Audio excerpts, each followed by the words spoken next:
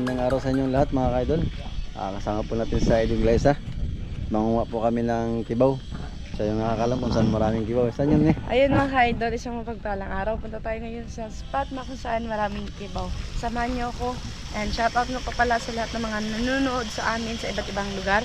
Kung saan po aabot yung aming video, please comment your place para po sa susunod na video namin ay ma-shoutout po namin kayo. Tara guys, samahan niyo kami with Idol. Marami bang ano ngayon? Idol? Ay bas kasi. Bas. Subukan natin mga kaidol. Tayo. Lumayo kami dito mga kaidol sa kabilang ano. Lugar. Dito po kami sa kabilang lugar. Nakaraan po kami dun sa Bakawan ng Uha. Kasama namin yung ano. Ayun, mayroon na nga agad ako idol. Oh, Aba. maliit na kibaw. Oh.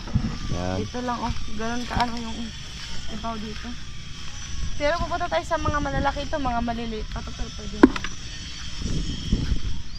Tsaga-tsaga lang mga kaidol. Ayun mga kaidol oh. Ang lalaki ng talaba dito mga kaidol. Lah. Nalagyan natin dito talaba. Yan. Yung iba hindi na kaidol. Marami na rin palang ano dito. Idol? Kaya lang iba wala nang mga laman. Ito mga kaidol, talaba. Nakadikit kasi yung iba sa bato. Yan. Sa English yung talaba is oyster. Oyster pala yung oyster. Ayun mga kaidol ito. Ito yung mga pinagsalina na kinain ng mga tao. Ang lalaki diba? Yan ito. Dito lang. Ito. Let's go guys. Tingnan natin doon dula. Baka meron. Tingnan mo din yung camera mo din kasi kakalimutan ba din. Sige. Hala! Ayun na nga, sinasabi ko. Saan? Lumabas. Kasi pag hibas mga ka-idol, nalutang talaga sila. Yan o. Laki-laki. Tingnan natin ha kung talagang ano, kasi yung iba, piki. Ito hindi piki. Ito mo. Talagang laman. Ito pa o. Sobrang lalaki tamo ka-idol. Pakita o. Wow! Grabe ito o. Tatlo agad o. Yan. Tayo doon. Para makarami tayo. Oh! Ito pa o. Oh, grabe dikit-dikit dito. Yan o. Yan. Ito pa. Ito. Yan. So, ganun din o. Wow! Grabe kalusog ng ano dito kiba mga ka-idol. Kung gusto nyo dumayo sa lugar na to mga ka-idol, sobrang ganda ng lugar na to. Dito pala yung malaking kiba. Oh! Ito pa o. Huwag ko napansin mga ka-idol. Yan. Oo. Yan. Hindi siya mahirap kunin mga ka-idol kasi nakalibing lang siya sa lupa. Yan. Ito pa. Yan. Magkatabi sila. Grabe.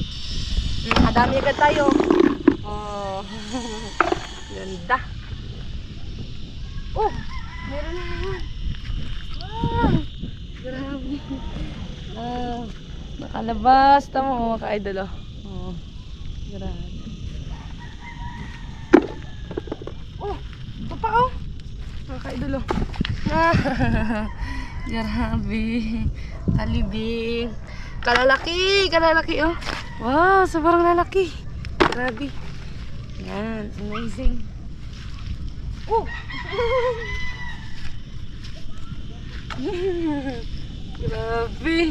Ganun ka ano. Ito, ang liit lang ito. Huwag yan, maliit yan. Ito, malaki. Sa ganito mga ka-idol oh, 2 piraso pa lang, busog na busog ka na kaagad pag niluto mo yan. Oh! Ito mo! Oh, mayroon na naman ito mo. Dito ka-idol, ilapit mo. Yan. Yan oh. Libing na libing. Oh, mga ka-idol oh. Yan. Dami na tayo. Tingin tayo dito sa iba.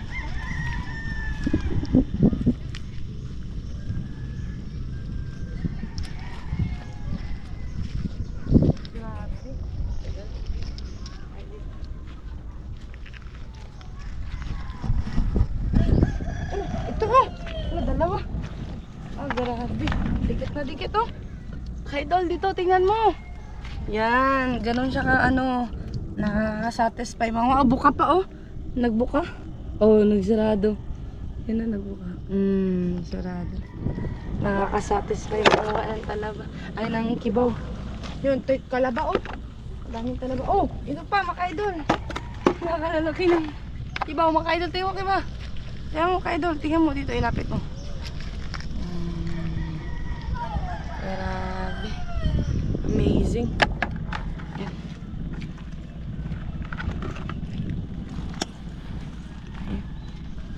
Yan. Ay, dito yung dulo-dulo. Ang dami sa ng talaba. Ang problema, wala tayong tamang kit, no? Nakabuka pa ngayon. Ito, yun, yun. Nakalaki. Ay, dalo. Talaba. Oh. Lo, laki. Laki ng talaba, mga ka-idol. Ano, laki oh. Balikan natin yung susunod, laki. Ang daming talaba dito, no? Talaba, talaba. Tara. Tayo. Sabi nila, special daw yung karne ng... Ito, oh. Yan, mga idol, oh. May laman nga. Meron? Oh, ito, maliit pa lang. Pero pwede na yun siya. Yan, dito tayo sa tabi-tabing dagat. Oh, ito oh. Wala, dalawa. Yan, ito naman sinasabi ko mga idol. Yan, naglabas na sila. Ito pa. Mga idol ito. Ah, nakakaaliw. Ito pa. Yan oh. Oh, ito pa. Ang ginagawa kasi yung iba, kinakalaykay lang nila. Pero hindi na kasi merong lumalabas. Yan, ganyan. Oh. Ito mga idol, dalawa sila. Maliit. Tsaka malaki. Oh, ito pa. Grabe. Sobrang dami dito mga idol. Oh, tamo. Atit na dito. Yan. Sobrang dami. Nakaka-amaze. Nanguha din sila. Ito yung... Kaya mga idol, nanguha din sila ng kibaw mga idol. Kabila. Hindi lang ako yung nanguha ng kibaw dito mga idol. Madami kasi talaga dito ang kibaw. Ayun, diretso lang tayo dito mga idol. Oh, mayroon pa dito oh. Look, yan oh, 3. 1, 2, 3. Uy, 4 pa pala oh. Hala, grabe 4. To, mga idol din nyo. 1. 2. Tapos, ito pa. Oh, yan. 3. Grabe. 4. Grabe, dami. Oh, kabila. Punta tayo sa kabila mga kaidol. Nakarami na tayo.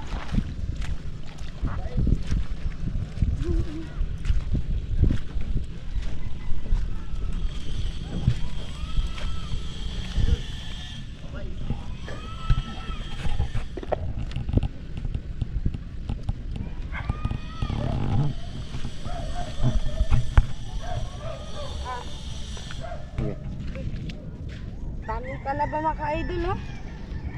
Ano, yan. Ang problema, wala tayong kutsilyo. Sa susunod, balikan natin yan. Magtalaba na naman tayo. Yan. Oh, ito oh. Ito. Lang. Ang laki. Kaya ka-idol oh. Ang laki oh. Oh. Yan, may mga aso na. Oh, ang laki. Shhh, tugi. Yan. Ayan. Tayo.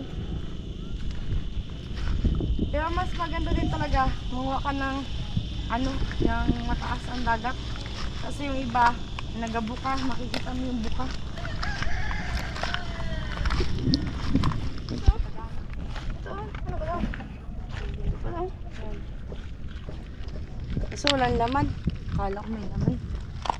Ito mga kaidol oh. Tamo. No, ay walang laman. Minsan maluloko ka rin talaga. Kailangan talaga ano, magaling ka magsipat dito. Kasi kung hindi ka rin marunong magsipat ay wala talaga. Maliliit pa.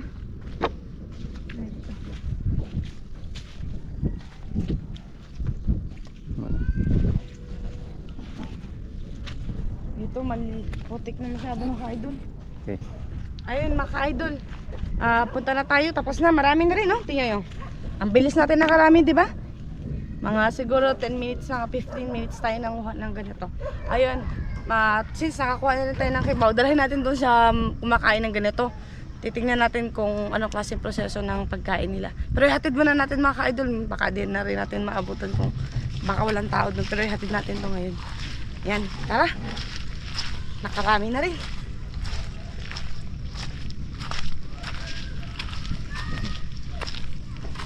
And sa mga lahat ng nanonood sa amin, ingat po kayo palagi and God bless you po. See you sa next vlog namin. Ayun yung idol. Mata tayo. Hugas, hugas. Balon, maghugas din kayo ng paa. Basta lang. Sa bang kaputik. Hugasan mo yan.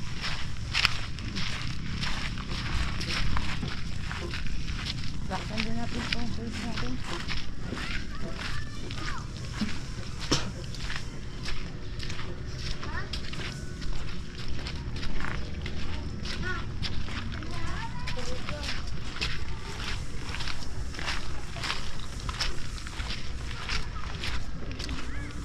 Ang sarap din.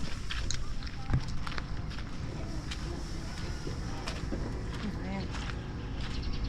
Malapit na tayo sa balang. Sobrang dami nilang seashells.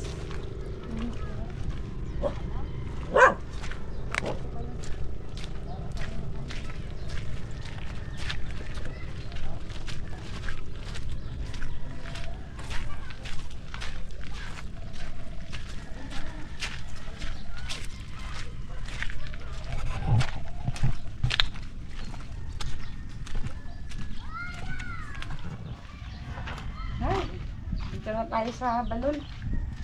Tapos tayo ng ating ayun. Sobrang babaw na ba ang tubig dito? Ganun ka-healthy yung tubig na dito. Napaka-babaw. Balas dito si natin. Tasa natin pa natin.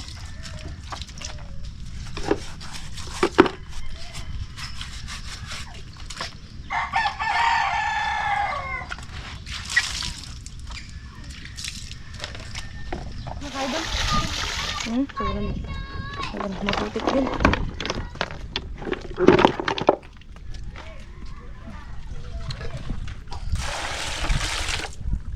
Din talaga.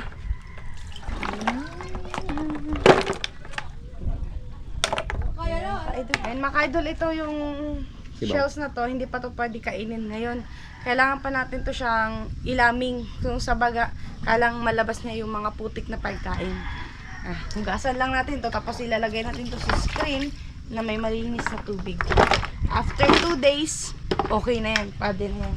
Either pwede naman na siya kainin ngayon, pero depende sa inyo kung kakainin nyo na. Sa amin kasi yung estilo dito ay nilalaming muna para mas safe at mas malinis. Ayun lang mga ka-idol, tapos na po ang ating video for today's vlog. Ingat po kayo sa inyong mga lugar, sa inyong kanyang tahanan, sa inyong mga trabaho sa bahay, at God bless you po.